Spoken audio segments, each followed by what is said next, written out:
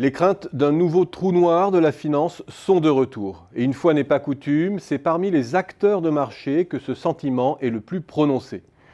Il est loin le temps où, après 15 ans de rendement boursier de l'ordre de 15%, ces mêmes acteurs projetaient à l'infini des rendements de 7 à 8% et clouaient au pilori les quelques Cassandres qui faisaient entendre un son de cloche différent.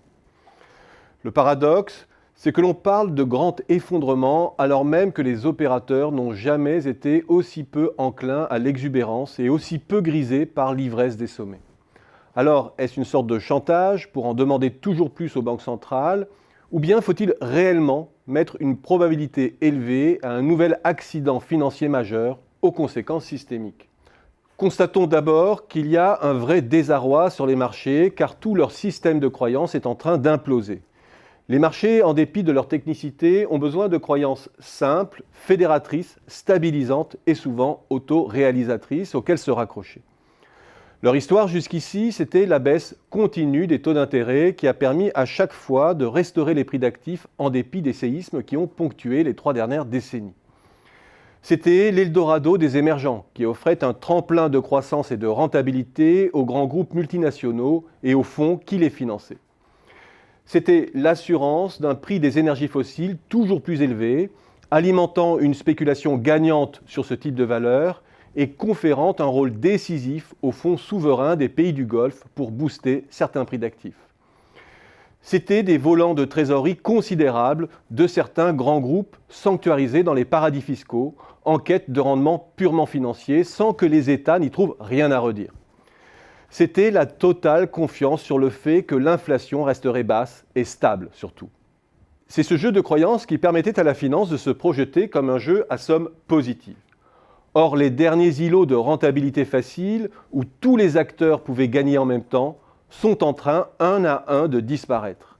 Et notamment les quelques derniers jeux qui leur avaient permis de prolonger la partie après 2008, en dépit d'une surveillance plus stricte. De tout cela, que reste-t-il ? 1. La vache à lait du levier, qui sous-tend la fièvre des FUSAC actuels. Comme nous l'avons signalé récemment, c'est probablement là que se situe le principal talon d'Achille de la finance aujourd'hui. Et 2.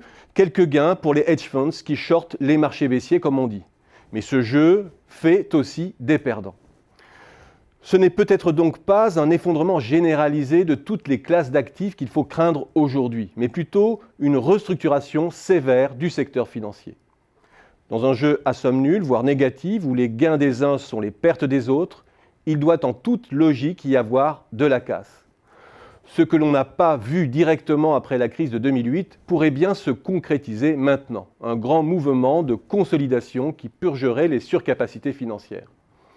Et dans cette phase, il est à craindre que certaines faillites provoquent d'importantes ondes de choc. Mais on peut aussi avoir une lecture plus positive des choses. Ce jeu à somme nulle peut aussi mettre un terme à la finance folle des 3 dernières décennies, entièrement tournée vers la captation des plus-values sur les marchés secondaires. Les intermédiaires financiers pourraient alors être contraints par nécessité à redécouvrir leur cœur de métier, leur rôle d'intermédiation qui consiste à transformer la liquidité pour la porter sur des investissements réels à fort potentiel.